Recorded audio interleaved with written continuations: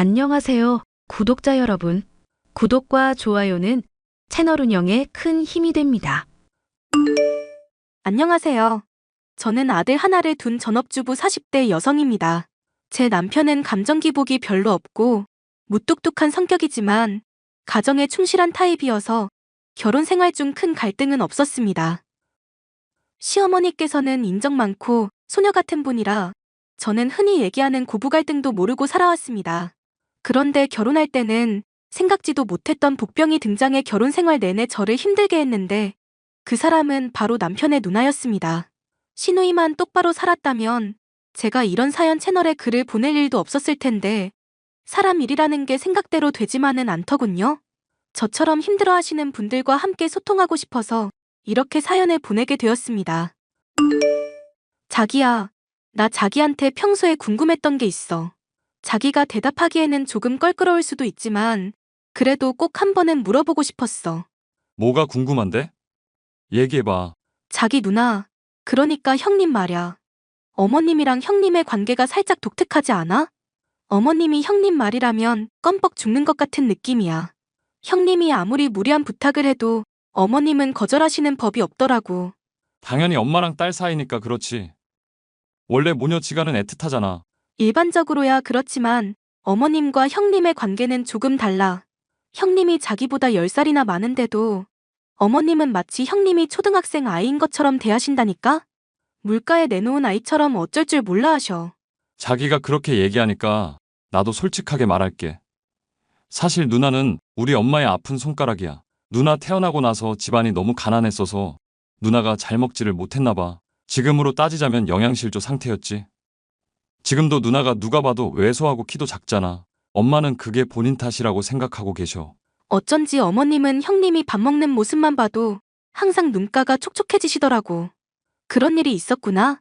심지어 누나가 아직까지 결혼 안 한 것도 엄마 탓이라고 여러 번 말씀하셨어. 그게 왜 어머님 탓이야? 형님 말로는 결혼 직전까지 간 사람들도 여럿 있었는데 도저히 그런 답답한 관계를 참을 수가 없어서 파혼했다고 하셨거든. 형님이 결정한 인생인 거지. 어머님 탓은 아니잖아. 나도 그렇게 생각은 해. 그런데 엄마 입장에서는 누나가 그저 불쌍하고 안쓰러운가 봐. 나 태어나고 나서는 아버지 사업이 잘 돼서 난 잘 먹고 잘 자랐거든. 누나만 보면 항상 미안한 마음뿐이라고 말씀하셨어. 자기는 그런 말 들었을 때 안 서운했어? 어렸을 때는 그런 말 들으면 서운하기도 했는데 성인 되고 나서부터는 나도 독립적으로 살아서 별로 신경 안 썼지. 누나랑 나이 차이도 많이 나고 가까운 사이는 아니었거든. 내가 이런 말까지는 정말 조심스러운데 솔직히 형님이 아직까지도 애처럼 행동하는 면이 있는 건 어머님 탓일 수도 있겠다는 생각이 들어. 기분 울적하다고 회사 그만두고 엄마 카드 한 장 들고 유럽 여행 다녀왔다는 얘기는 정말 쇼킹했거든. 그것도 어머님한테 말 한마디 없이 카드 들고 나갔다면서? 자기가 그걸 어떻게 알고 있어? 형님이 다 말씀해 주셨는걸? 여행 중에 최고로 재밌는 여행은 남의 돈으로 하는 여행이라면서. 그때 너무너무 행복했대. 내 누나지만 너무 부끄럽다. 그래도 아버지 살아계실 땐 아버지 눈치라도 보면서 행동했는데 아버지 돌아가시고 나서는 천상천하 좌독존이야. 엄마가 누나를 감싸고 도니까 나도 뭐라 할 말도 없고 그냥 그쪽은 그쪽대로 나는 나대로 사는 거지. 어머님도 이제 연로하시고 여기저기 편찮으신데 정말 걱정이다. 어머님 없이 형님이 어떻게 사실지도 걱정이고. 나는 내 가정을 지키는 게 우선이야. 설령 엄마랑 누나 사이에서 무슨 일이 벌어지거나 엄마 돌아가시고 나서 누나가 혼자 살게 되더라도 절대 자기한테는 피해 없게 할게. 나 힘들어질까봐 한 이야기는 아니었고. 형님이 걱정돼서 한 말이지만 어쨌든 고마워. 신우와 시어머니는 서울 집에서 살았고 제 남편은 지방에서 소규모 보습 학원을 운영하고 있었기에 저희는 마주칠 일이 별로 없었습니다. 저는 시어머니와 사이가 좋아 자주 찾아뵈었고 저희 집으로 오셔서 사셨으면 좋겠다고 말씀드린 적도 있었습니다. 그때마다 시어머니는 자신의 딸인 신우와 함께 살고 싶다며 저희의 제안을 항상 거절하셨습니다. 그러던 중 신우이가 저에게 뜻밖의 제안을 했습니다. 올케, 잠시 올케네 집에 우리 엄마 내려가 계실 거야. 집만 간단하게 챙겨서 보낼 거니까 올케가 신경 좀 써줘. 어머님이 저희 쪽으로 오신다고요? 이제부터 저희랑 같이 쭉 계시는 거예요? 그런 건 아니고 우리 집 내부 리모델링 공사해야 해서 엄마한테 잠시만 올케네 쪽으로 내려가 있으라고 했어. 형님, 그 집 리모델링 하시게요? 오래된 아파트긴 해도 내부는 크게 손댈 필요 없어 보였는데요. 그 집에서 나랑 엄마랑 평생 살아야 하는데 불편한 게 한두 군데가 아니야. 올케는 이 집에서 살고 있는 사람도 아닌데 왜 함부로 나대? 내가 나대는 사람 제일 싫어하는 거 알지? 죄송해요. 리모델링 비용이 워낙 비싸니까. 저도 모르게 그런 말이 나왔어요. 돈은 내가 알아서 하니까 올케는 나대지 말고 엄마한테는 간단하게 화장실이랑 주방 한두 곳 손본다고만 말해놨거든. 나중에 올라오면 서프라이즈로 놀라게 해주려고.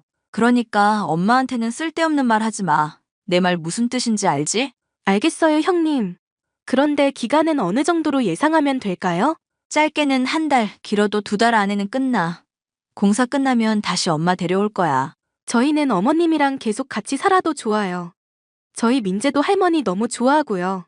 올케 그렇게 안 봤는데 사람 홀딱 깬다. 네? 올케 이 아파트 욕심나서 우리 엄마 모시겠다고 하는 거 아니야?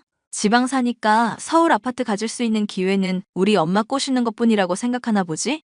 형님, 무슨 말씀을 하시는 거예요? 저희도 여기에 저희 집 있어요. 어머님 집에 대해서는 그런 생각 해본 적도 없어요.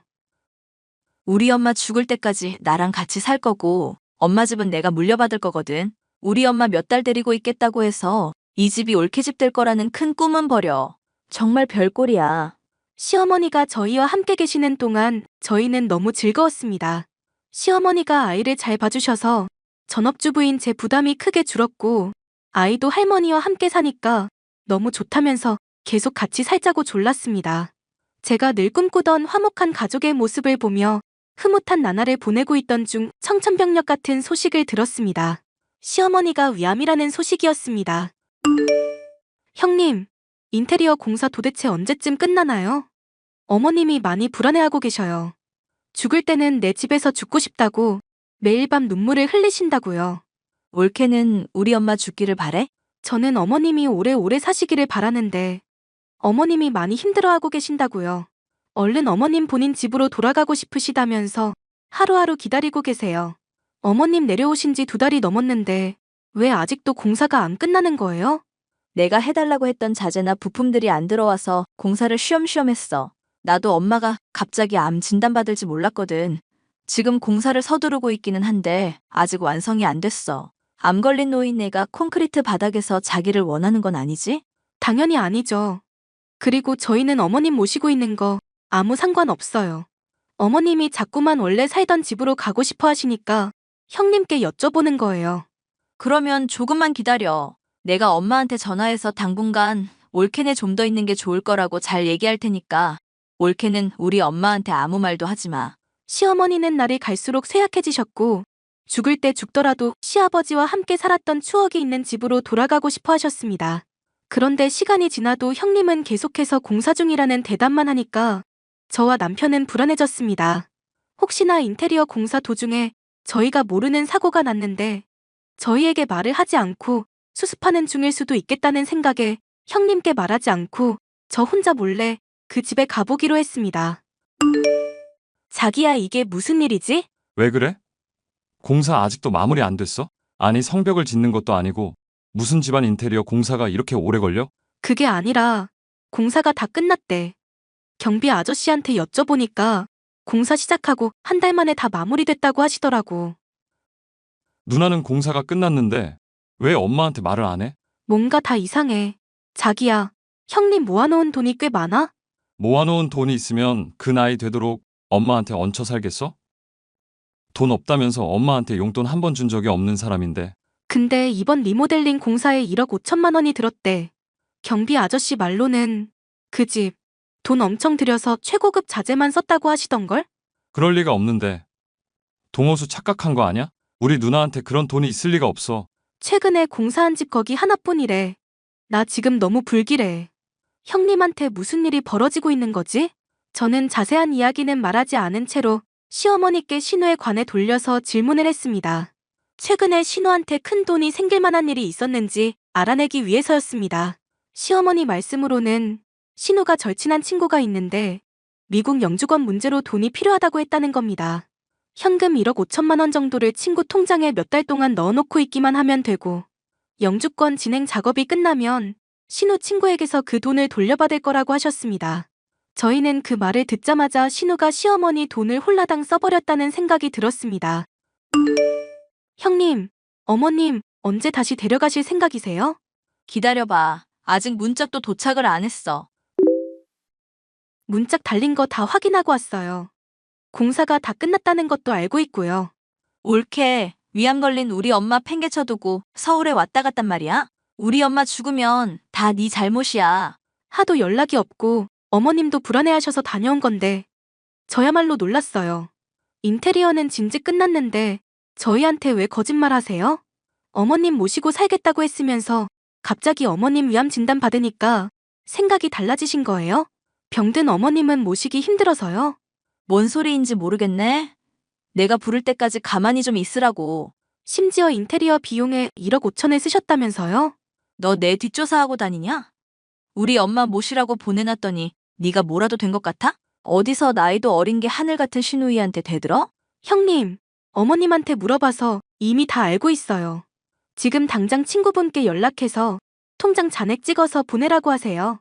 어머님 돈 무사히 보관하고 있는지 제가 눈으로 확인해야겠어요. 진짜 선 넘네? 네가 뭔데 나한테 명령질이냐? 내가 이 나이 먹고 옳게 갑질에 휘둘릴 줄은 몰랐네. 아이고 서럽다. 서러워. 돈 문제는 제가 계속 확인할 거고요. 내일 어머님 올라가실 거예요. 야, 인테리어 안 끝났다고. 오지 마. 형님 도대체 왜 이러세요? 거기 어머님 집이잖아요. 아무것도 묻지 말고 내가 하라는 대로만 해. 아픈 노인네가 여기저기 옮겨다니면 건강이 안 좋으니까 그냥 옳게네 집에서 쭉 쉬라고 해. 형님, 어떻게 돈이랑 집만 가로채고 편찮으신 어머님을 내쫓으실 수가 있어요? 옳게. 너 평소에 우리 엄마랑 같이 사는 게 소원이었다며. 그래서 옳게 소원 들어준다는데 왜 이렇게 발악을 해? 저희가 어머님 모시는 건 좋아요. 그런데 그건 어머님도 동의를 하셨을 때 얘기죠. 지금 어머님은 얼른 원래 사시던 집으로 돌아가고 싶어 하신다고요. 옳게 속마음을 이제야 내가 알았네. 우리 엄마 병 걸리기 전에는 엄마 데려가고 싶어 하더니 암 걸리니까 옳게도 내쫓고 싶은 거지? 공짜로 병간호하기가 억울해서? 혼자서 착한 척은 오지게도 하더니 이제서야 인간미가 느껴지네. 뭐라고요? 내가 인심 썼다. 옳케한테 500만 원 보낼 테니까 그걸로 성진이 모르게 명품백이나 하나 사. 암 걸린 노인네 구박하고 싶을 때마다 가방 보면서 화 풀어. 그럼 잘 좀 부탁할게. 저는 더 이상 제 힘으로 이 일을 해결할 수 없겠다는 생각이 들어 남편과 상의한 후 시어머니께 자초지종을 설명해 드렸습니다. 시어머니는 의외로 담담하게 모든 걸 받아들이시는 듯 했습니다. 집도 돈도 하나뿐인 딸에게 뺏긴 처지가 되었지만 시어머니가 원하는 건 단 하나였습니다. 그 집에 놔두고 온 사진 액자를 보내달라는 거였습니다. 시아버지가 돌아가시기 전에 사진관에서 함께 찍은 사진인데 시어머니가 제일 아끼시는 보물 1호였습니다. 그것만 보내주면 더 이상 아무것도 바라는 게 없다고 시누이가 하고 싶은 대로 살게 놔두고 싶다고 하셨습니다. 형님, 어제 제가 보내놓은 톡 읽으셨으면서 왜 답이 없으세요? 그거 사실 버렸어. 어머님이랑 아버님 같이 찍은 사진을 어떻게 버리실 수가 있어요? 이 집 인테리어랑 안 어울리게 구질구질하잖아. 사진은 찢어서 버렸고 액자는 분리수거 했는데 이제 와서 찾을 수도 없고. 옳케가 엄마한테 잘 말씀드려줘. 그거 어머님이 정말 아끼시는 사진인 거 형님도 아시잖아요. 우리 엄마한테 인생 원래 빈손으로 왔다가 빈손으로 떠나는 거라고 전해줘. 공술의 공수거 몰라? 죽기 직전에 왜 갑자기 물건 집착이 심해지셨나 모르겠네. 형님, 정말 너무하세요. 저는 이 사실을 남편과 시어머니에게 알렸고 시어머니는 저희 앞에서 처음으로 눈물을 보이셨습니다. 형님, 오늘 당장 그 집에서 나가주셔야겠어요. 싫은데? 엄마, 옳케가 나한테 막대하는 거 보이지? 저 싸가지 없는 것 좀 혼내줘. 어머님께서 형님 재산 다 몰수한다고 하셨어요. 엄연히 말해서 형님 재산도 아니죠. 어머님 재산인데 형님이 가로챈 것뿐이니까요. 그래도 예정을 생각해서 500원은 남겨주신다네요? 엄마, 옳케 왜 저래? 엄마가 빨리 혼내줘. 네 옳게 말대로다. 내 집에서 당장 나가. 그리고 내가 빌려준 1억 5천만 원 당장 나한테 입금시키고. 엄마, 내가 다 설명할게. 돈은 인테리어 비용이 모자라서 내가 조금 썼고, 나 이 집에서 엄마랑 둘이 행복하게 살려고 했어. 내가 지금 바쁜 일이 있어서 잠시 공사 핑계 대면서 엄마 못 오게 했던 건데 그 일도 다 끝났고 내일 엄마 올라와도 돼. 형님, 곧 내용 증명 하나 갈 거예요. 집에서 나가고 대여금 반환하라는 내용이니까 그대로 실행해주세요. 엄마, 올케가 지금 나랑 엄마 사이 이간질하고 있는 거 몰라? 엄마, 나 믿지? 성희야, 내가 그동안 너한테 죄를 많이 지었다. 지금이라도 너 스스로 깨우칠 수 있게 해주는 게 부모의 역할인 것 같다. 날 원망해도 상관없어. 하지만 이미 한 결정을 되돌릴 생각은 없다. 엄마, 나 엄마 없이는 못 살아. 한 번만 용서해줘.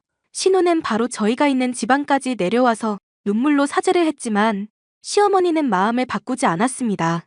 시어머니는 원래 사시던 집으로 들어가셨고 신우는 갑자기 쫓겨나 지방에 있는 고시원방을 구했다고 들었습니다.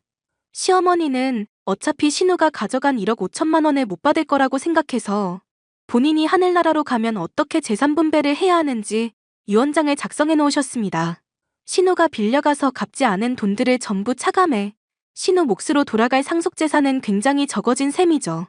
현재는 제가 서울에 올라와 시어머니 병간호를 하고 있는데 시어머니께서 나날이 쇠약해지는 모습을 볼 때마다 가슴이 덜컹합니다.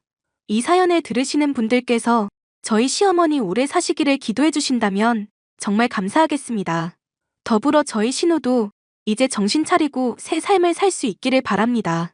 제 얘기를 들어주셔서 정말 감사합니다.